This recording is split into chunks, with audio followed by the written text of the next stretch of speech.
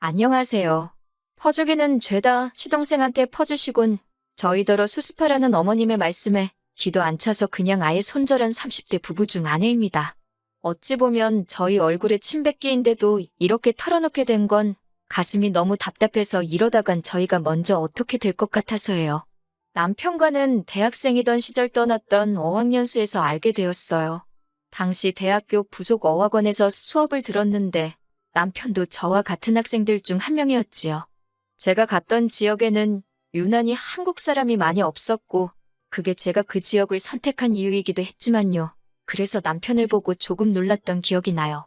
타지에서 같은 나라 사람을 발견했을 때 반가움이랄까요. 하지만 그렇다고 남편과 제가 금방 서로 친해지고 그랬던 건 아닙니다. 저는 저대로 목표하는 바가 있었고 남편은 얼마 지나지 않아 한국으로 돌아갔거든요. 그리고 시간이 흘러 저 역시 계획한 어학연수를 마치고 한국에 돌아왔어요.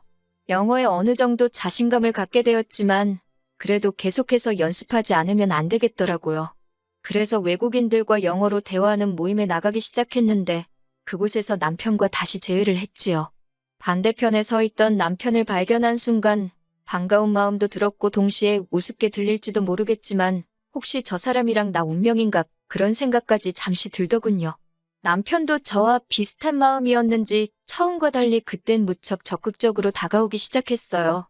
이후로 서로 빠르게 가까워지면서 연인 사이로까지 발전했고요. 저희는 8년이란 시간 동안 힘들 땐 서로에게 힘이 되어주고 기쁨이 되어주는 존재로서 만나왔어요.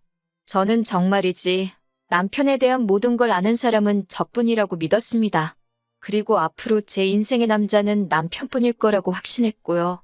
게다가 8년이란 시간 동안 생각할 시간을 갖자던가 헤어지자는 말은 서로 한 번도 해본 적 없었기에 남편이 결혼 이야기를 꺼냈을 때 고민하고 말 것도 없었달까요. 그리고 그 시간 동안 남편과 저 두 사람 다 어엿한 직장인이 되었습니다. 남편이나 저나 술이나 유흥을 즐기는 성격이 아니었고 그렇다고 명품을 좋아하고 허세가 있는 사람들도 아니어서 돈은 꽤 모았어요. 이 부분도 제가 남편과 결혼하기로 결심하게 된 이유 중 하나였고요. 하지만 결혼할 때 사람 하나만 보는 게 아니라 그 집안을 봐야 한다더니 그게 저한테 하는 말이 될 줄 누가 상상이나 했겠어요? 결혼과 신혼살림에 필요한 비용은 남편과 저 각각 1억씩 부담했습니다. 부족한 부분은 대출을 받았고요. 마음 같아선 영끌을 해서라도 서울에 위치한 아파트를 장만하고 싶었지만 시댁에서 먼저 아직 장가 안 간 시동생도 있고 대학생인 신우도 있어서 경제적인 도움은 못 줄 것 같다고 선을 그으셨거든요. 반면 저희 친정부모님께선 두 분이 사시는 아파트를 담보로 대출을 얼마 받아주시겠다 하셨지만 그건 제가 거절했어요. 친정아버지께선 정년까지 얼마 남겨두지 않은 상황이었고 그러면 결국엔 대출 자체가 친정부모님께 큰 부담이 될 건 안 봐도 뻔한 일이었으니까요. 그런데 신혼여행을 다녀오자마자 황당한 상황을 맞닥뜨리게 되었습니다. 그건 바로 어머님께서 남편 쪽에 들어온 축의금을 전부 가져가셨더라고요. 참고로 어머님, 아버님, 손님은 10분도 되지 않는 친척분들이 전부였고 나머지는 전부 남편이 사회생활을 하며 쌓은 인맥이었네요. 그리고 그들 대부분이 시쳇말로 이미 남편이 뿌린 돈도 있고 앞으로 뿌려야 하는 돈이었고요. 무엇보다도 결혼식을 며칠 앞두고 남편이 어머님께 자기 앞으로 들어온 축의금으로 식대도 내야 하고 여기저기 써야 하니까 가져가시면 안 된다고 몇 번이고 말씀드렸고 알겠다는 다짐도 받아놓은 상황이었어요. 그리고 결혼식 당일에는 신랑 신부인 남편이나 저나 정신이 하나도 없었고 그러자 시동생이 먼저 자기가 축의금을 맡아주겠다 했거든요. 남편은 내키지 않아 하는 눈치였지만 달리 방법이 없으니 남보다야 낫겠지 싶어서 맡겼던 모양이고요. 이후로 저희는 결혼식을 마치고 바로 신혼여행을 떠났습니다. 그런데 신혼여행에서 돌아와 시댁에 인사를 갔는데도 어머님께서 축의금에 대해선 영 이렇다 저렇다 말씀이 없으셨어요. 결국 눈치만 보던 남편이 먼저 축의금은 얼마나 들어왔냐, 장부는 어디 있냐 하며 돌려달라 했어요. 그러자 어머님께서 아무렇지도 않은 얼굴로 그 돈은 벌써 다 썼지 그러시는 거예요. 말하던 남편이나 옆에서 상황을 지켜보고 있던 저나 둘 다 너무 황당해서 어머님을 쳐다만 봤어요. 그랬더니 어머님도 그제서야 좀 민망하셨는지 시동생이 사업하는데 급하게 돈이 필요하다고 해서 일단 쓰라고 주셨답니다. 어이가 없어서 그러면 장부라도 달라고 최소한 얼마를 가져간 건지는 저희도 알아야 하지 않겠냐 했습니다. 그랬더니 어머님께서 장부는 어디 있는지 모르겠다 하시대요. 얼만지도 세보지도 않았다나요. 그러면서 그거 뭐 몇 푼이나 된다고 결혼하자마자 빚쟁이 마냥 쫓아와서는 돈 타령이냐고 오히려 당신이 불쾌한 기색을 내비치시는데 어떻게 이렇게 뻔뻔하신가 싶대요. 그 일로 남편은 저에게 몹시 미안해했어요. 그리고 그제서야 저에게 털어놓기를 어머님 아버님이 그렇게 시동생한테 맥을 못 추신답니다. 공부도 잘하고 성실한 남편과 달리 시동생은 어려서부터 문제가 많았대요. 그러다 2, 3년 전부터 사업을 한다고 저렇게 여기저기를 들쑤시고 다니는데 어머님 아버님이 그런 시동생을 말리기는커녕 오히려 이제라도 정신을 차려서 다행이라고 그러면서 남자가 그런 배포가 있어야 한다며 옆에서 시동생을 부추기신다네요. 덕분에 시동생이 어머님 아버님으로부터 가져간 돈이 몇 억은 될 거랍니다. 제가 당신은 그런 거 보면 속도 안 상하냐고 그러니까 남편도 한다는 말이 자기도 사람인데 속이 왜 안 쓰리겠냐고요. 하지만 어머님 아버님이 당신들 재산으로 그렇게 해주겠다는데 자기가 무슨 자격으로 좋다 싫다를 논하냐입니다. 자기는 스트레스도 받기 싫고 그렇다고 딱히 해결책이 있는 것도 아니기에 관심을 끊고 산다고요. 그제서야 그 긴 연애 기간 동안에도 시댁 식구 중 누구 하나 소개해주지 않으려 들었던 게 비로소 납득이 되더군요. 솔직히 축의금 그거 몇백만 원이 많다면 많고 적다면 적은 액수잖아요. 그래서 속은 쓰렸지만 이미 일어난 일을 어쩌겠냐고 스스로 달랬습니다. 하지만 저도 사람인지라 어머님 아버님께는 처음 남편과 결혼하면서 마음먹었던 것처럼 살갑게는 못하겠더라고요. 왜냐하면 결혼한 지 넉 달쯤 되던 시기에 아마 어머님이 실수로 그런 말을 하셨어요. 지금 살고 계신 아파트도 은행거나 마찬가지다. 대출이 너무 많다 그렇게요. 그래서 알고 보니 시동생 사업자금 대주신다고 당신들 사시는 아파트를 담보로 대출을 있는 대로 받으셨더라고요. 대출 상환은 시동생이 하고 있나 싶었지만 굳이 알려고 들지도 않았어요. 알아봤자 머리나 아프지 막말로 제가 갚아드릴 것도 아니었으니까요. 한편 그 사실을 알게 되고 얼마 지나지 않아서부터는 어머님께선 툭하면 전화를 걸어오셔서는 당신 생활을 가지고 한탄을 하시더라고요. 관리비가 너무 나와 못 살겠다. 물가가 너무 올랐다. 하지만 남편 말로는 그래도 아버님이 평생 직장 생활을 하셔서 연금도 나오고 생활이 크게 빠듯할 지경은 아니라고요. 그런데 문제는 그 돈마저 시동생에게 퍼주기 일쑤셨으니 당연히 당신들 삶이 고달플 수밖에 없었지요. 그런데 그런 하소연은 꼭 저희 남편한테 전화를 하셔서 혹은 집으로 불러서 면전에다 대고 하시기 일쑤였습니다. 그럴 때마다 저는 일부러 말귀도 못 알아듣는 눈치 없는 며느리 마냥 그러니까요. 고생이 많으시겠어요 하고 적당히 응수할 뿐이었어요. 그랬더니 작년 초부터는 아예 저희 부부를 앞에 앉혀놓고는 대놓고 생활비를 요구하시대요. 당연히 못 드린다고 했어요. 막말로 어머님 아버님이 당장 어떻게 되실 만한 상황도 아니었고 도와드려봤자 그 돈 M1 주머니로 들어갈 게 뻔했으니까요. 게다가 저희는 신혼 초부터 버는 족족이 대출금부터 갚고 있었습니다. 저축이라곤 미래에 갖게 될 아이를 위한 정도였지요. 아무튼 저희도 나름대로 계획이 있는데 어머님께서 뜬금없이 돈을 요구하시니 속상하고 서운하고 어이가 없었지요. 말이 나와서 말이지만 그렇다고 아예 시댁으론 돈 한 푼 안 드리고 그런 건 아니에요. 생색내자는 건 아니지만 저희 나름대로 할도리는 한답시고 명절이나 생신처럼 챙겨야 하는 날에는 적게는 30만 원에서 많게는 50만 원씩 드렸어요. 식사도 꼭 나가서 좋은 걸로 사드렸고요. 그리고 남편 말로는 저와 결혼하기 전에는 자기는 이렇게 챙겨드린 적은 없다대요. 하지만 어머님 아버님께서는 이런 일을 당신들이 배 아파 낳은 아들은 안 해도 며느리인 저는 꼭 해야 한다고 생각하시더라고요. 그게 며느리의 도리라면서요. 아무튼 생활비 이야기가 나왔을 때 제가 단칼에 어머님의 요구를 거절하자 그때부터 어머님도 아버님도 걸핏하면 저한테 화를 내셨어요.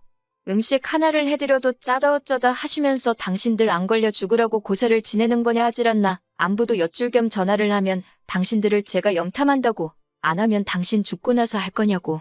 도무지 어느 장단에 춤을 춰야 할지 모르겠더군요. 그래서 한 두세 달 그러다 제가 먼저 두 손 두 발 들었습니다. 해도 욕먹고 안 해도 욕을 먹는다면 안 한다고 한마디로 자포자기했달까요?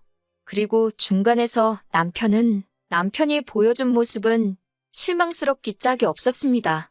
남편이 저더러 어머님 아버님과 기싸움하지 말고 그냥 관리비 내드린다 생각하고 50만 원씩 드리자대요. 그래서 그렇게 하면 나도 친정부모님께 똑같이 드리겠다니까 그건 좀 아닌 것 같다나요. 저희 친정부모님은 빚도 없으신데 왜 우리가 그걸 내드리냐고 순간 너무 열받아서 제가 어머님 아버님이 나 때문에 빚지셨냐고 소리를 빽 질렀습니다.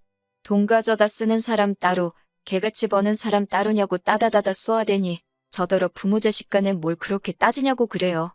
솔직히 제가 저 하나 좋자고 그런 것도 아니었는데 남편한테 그런 소리를 들으니 내가 지금 이게 다 뭐하는 짓인가 싶고 속이 많이 상하더군요. 괜히 결혼했다 싶기도 했고요. 하지만 이후로 다행이라고 해야 할지 어쩐 일로 어머님 아버님도 한동안 저에게 연락을 하지 않으셨어요. 남편도 왜인지 관리비고 뭐고 더는 말을 안 했고요. 덕분에 문득문득 한 번씩 생각나면 우라가 치밀기도 했지만 남편과의 사이도 다시 조금씩 나아졌지요. 그러다 지난해 초겨울이었습니다. 아버님 생신이라서 시댁에 갔어요. 나가서 식사를 하기로 했던지라 달리 음식을 해가고 그러진 않았고 아버님 필요한데 쓰시라고 30만 원 챙기고 케이크 하나 준비했네요. 그렇게 도착한 시댁에는 시동생도 신우도 있었습니다. 하지만 어째서인지 집안 분위기는 좋질 않았지요. 무슨 일이냐 해도 누구 하나 시원하게 말해주는 사람이 없으니 제가 불청객인가 싶어서 그냥 가야겠다 싶대요. 그런데 그때 어머님께서 저희 부부더러 할 말이 있다며 저희 따로 부르셨어요. 그리고 어머님이 하시는 말씀이 어처구니가 없더라고요. 어머님 아버님께서 살고 계시는 아파트에 대출이 걸려있는 건 이미 알고 있었잖아요. 그 이유도요. 관심을 끊었다 했지만 사실 두어 차례 높아심에 어떻게 갚으시려고 하냐 여쭤본 적이 있어요.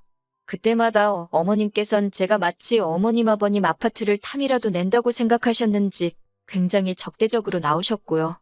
그런데 어머님 아버님이 정확히 언제부터 은행 빚을 전혀 갚지 못하고 계셨는지 은행 쪽에서 경매에 넘기겠다고 연락이 왔답니다. 어머님에 대한 제 감정이 좋은 것은 아니었지만 그래도 가족으로서 그 소리를 듣곤 당연히 놀랐지요. 어쩌면 좋냐는 어머님 말씀에 제가 해드릴 수 있는 일은 달리 없어 손을 잡아드렸습니다. 그랬더니 어머님께서 그래서 말인데라며 저희 지금 전세로 들어간 아파트 곧 계약이 끝나지 않냐입니다. 제가 그렇다 하니까 그럼 계약 연장을 하지 말고 그 전세 보증금으로 어머님 아버님이 지금 살고 계신 아파트를 사랍니다.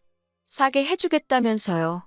순간 벙찐 제가 그럼 어머님 아버님은 어디로 가시려고 하냐니까 당신들이 가긴 어딜 가냐고 우린 계속 여기서 사는 거지 그래요. 그러면 저희는 어디 가서 사냐니까 어머님이 저더러 너는 말귀를 알아듣는데 못 알아듣는 척을 하는 거니 아니면 정말 멍청해서 못 알아듣는 거니라며 화를 내기 시작하셨습니다. 어이가 없어서 그럼 지금 저희더러 저희 돈으로 이 아파트를 사고 어머님 아버님까지 모시고 살라는 거냐니까 어머님이 걱정 말래요. 당신은 꽉 막힌 사람이 아니랍니다. 제가 일하느라 살림에 소홀하고 뭐 야근하느라 집에 늦게 들어와도 친구를 만나도 잔소리는 안 할 거라나요. 아무리 어머님이 저보단 나이도 많고 어른이라 해도 그 뻔뻔한 태도를 보고 있자니 할 말은 해야겠다 싶더군요. 어머님더러 제가 굳이 왜 제 돈을 써가며 고생을 사서 해야 하냐고 따졌습니다. 남편한테도 당신도 한번 말해보라고 내가 왜 그래야 하냐니까? 이때는 전과 달리 남편도 많이 언짢아 보이더라고요. 남편도 제 말이 맞다면서 어머님더러 그게 말이 되는 소리로 들리냐고 호통을 치대요. 능력이 안 되시면 집을 파시고 살림은 시동생이랑 합치시라면서요. 그랬더니 시동생이 들이닥쳐서는 아주 난리를 칩니다. 부모님 모시고 사는 남자한테 어떤 여자가 시집을 오겠냐면서 자기는 그럼 뭐 평생 혼자 살란 이야기냐고요. 그러자 남편이 시동생더러 혼자 살던 장가를 가던 그건 내 알 바가 아니고 관심도 없다고 하지만 부모님으로부터 제일 도움을 많이 받은 게 너 아니냐. 지금 사시는 이 집에 이렇게 빚이 많이 생긴 것도 너 때문이지 않냐. 그러니 네가 책임져라 하대요. 그러자 시동생이 나이는 30도 넘어서 사업한답시고 거들먹거릴 땐 언제고 자기가 불리한 상황이라고 어린애 마냥 떼를 쓰는데 저게 뭐하는 짓인가 싶어서 한심하기 짝이 없었지요. 어머님 아버님은 어머님 아버님대로 자식이 셋이면 뭐하냐. 돈 앞에서 부모고 뭐고 없다면서 당신들 헛살았다고 눈물 쥐어 짜내시는데 솔직히 방법이 아예 없는 건 아니었잖아요. 사시는 집 팔아서 일부는 대출 갚는 데 쓰시고 남은 돈으로 형편에 맞는 곳으로 이사를 가시면 되는 어찌 보면 간단한 일이었어요. 하지만 어머님은 죽어도 집은 포기 못하신다고 버티시니 제가 어떻게 달리 도와드릴 방법이 없었네요. 이후로 벌써 넉 달째 저희 부부는 그날 이후로 어머님 아버님과 완전히 소식을 끊었습니다. 시동생과 신우의 앓는 소리, 말 같지 않은 헛소리도 깡그리 무시하고 있지요. 그러면서 저더러 하는 말이 자기 몰래시댁에 돈을 보내거나 그럴 생각은 말랍니다. 저도 물론 그럴 생각도 없었고요. 저는 솔직히 아예 관심을 끄고 있어요. 이런 엉망인 상황에서 괜히 나서고 싶은 마음은 추호도 없거든요. 부모 자식 간이니 평생 안 보고 살진 못하겠지만 자기들끼리 알아서 풀던지 말던지 그건 그냥 지켜보고만 있을 생각이에요. 지금 당장은 저는 그저 아무쪼록 어머님 아버님 건강만이라도 잘 지키시길 바랄 뿐입니다.